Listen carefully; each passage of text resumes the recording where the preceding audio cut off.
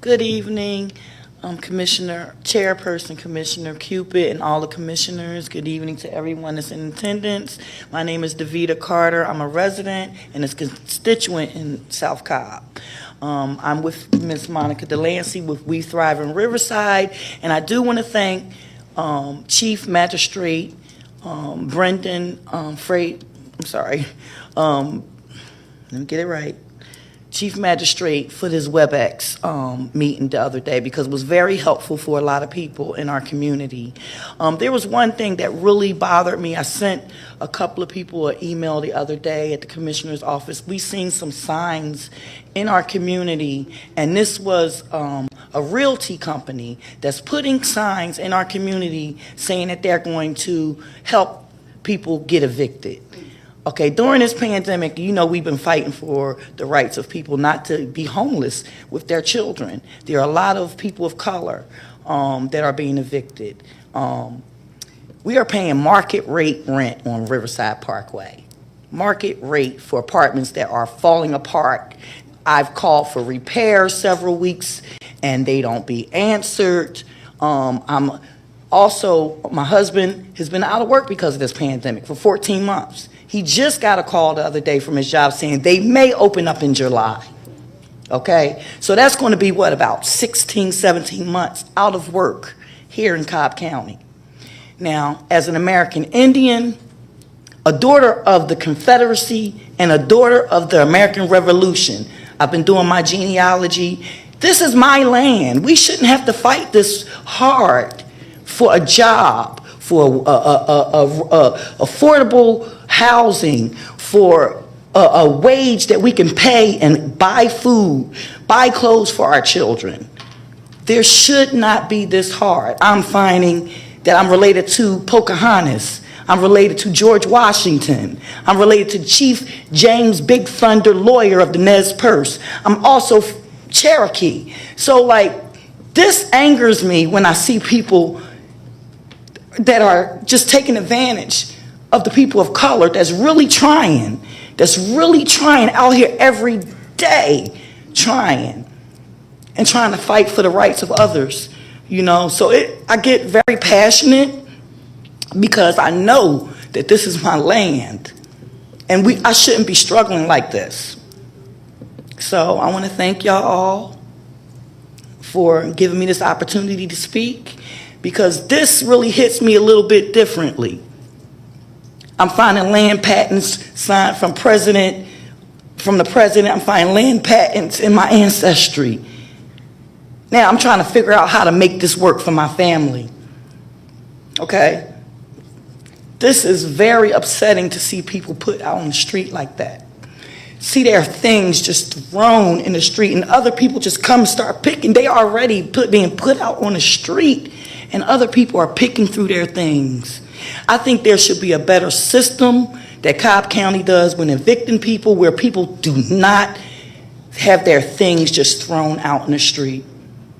So thank you again. Have a wonderful evening. Monica Delancey.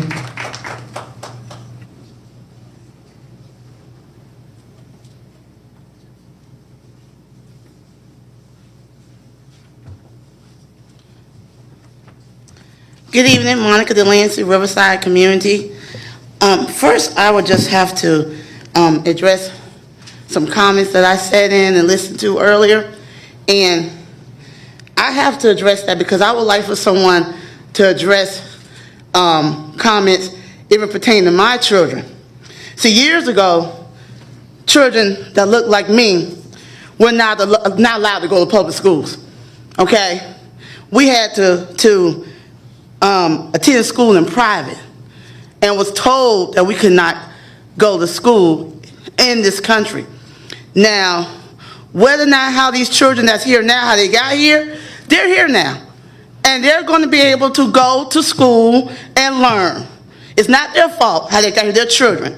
So I want us to respect that and acknowledge that we're not going to talk about nobody being no illegals that can't go to school. And also, I just want to also address some great comments about having different pathways after you finish high school. It's true.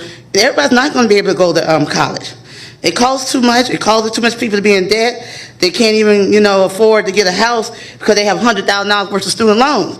So it's true, and we're going to make sure that even though it was addressed here tonight at the Cobb Board of Commissioners meeting, yes, it needs to be addressed at the Cobb Board of Education meeting, and yes, you need to go to the Gold Dorm.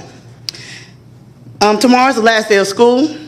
We're going to salute all of our students and teachers and thank them for going a full year under the conditions of the pandemic. This weekend will be a multitude of graduations for Cobb County School District, and I believe all of them are going to be held at McEachern High School. So we just want to make sure that we congratulate our high school seniors that are graduating this year. I do want to thank Public Safety Director Kreider for helping us set up the meeting with Sheriff Owens and I believe it was Mr. Milling about the incident where the young lady said there were guns drawn on her when she was drawn on her family as they had to leave the home. And they did a great job following back up with us and letting us know that it was procedures. At first, they knocked on the door and nobody answered. So we got some clarity on that. I want to thank them for setting that up. I also want to plead and request that this Board of Commissioners that's made up of all women really think about development that's being done in Cobb County. If the development for housing is not going to be able to be afforded opportunity for everyone, then why are you voting on that to be done? I know just recently, about 2 weeks ago, a developer admitted that their project, their development that they're developing will not take Section 8 vouchers. The developer admitted that their price points are going to start at $1,400, $1,500, $1,600, $1,700, $1,800 a month. So if we know it's not going to benefit everyone, then why are we allowing that opportunity? Everybody deserves the opportunity to have a place to live. And by saying for one development you could come in, but you could exclude a certain group of people, that's not right at all. I know that I've been talking about, and we've been coming, and I know sometimes we don't get an answer right away, but I know we're being heard. I know we're being heard, and the Thriving Families would like to continue solutions as partners after the money runs out. Because we know that the money is short-term. We know that the money is short-term, so we want to make sure that 2022, we're not looking at a flood of families being evicted because there's no way for them to maintain. And so we welcome that because when we stabilize families, we provide opportunities for all children to thrive. Thank you very much.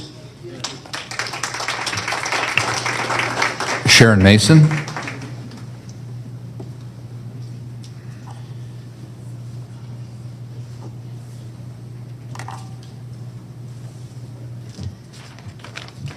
It's kind of cold up here. Good evening. Great to see you. As you know, I'm Sharon Mason. I'm the Cobb Chamber's President and CEO, and I'm joined here with our Board Chairman, John Loud, as well as our Cobb Chamber COO and Select Cobb Executive Director, Dana Johnson, and our Team Dobbins Co-Chair, Pam Yonker. And the purpose for me coming tonight, as mentioned, personally to some of you as well as in the letter that we sent, is regarding Z11. And what we're asking for is for you to reconsider your vote on this. And it's my understanding that can be done within this next 30 days. That vote took place, as you know, recently on May 18th. And the reason for us asking for this reconsider of the vote is because of the impact on Dobbins Air Reserve Base, but also because of being in the accident potential zone.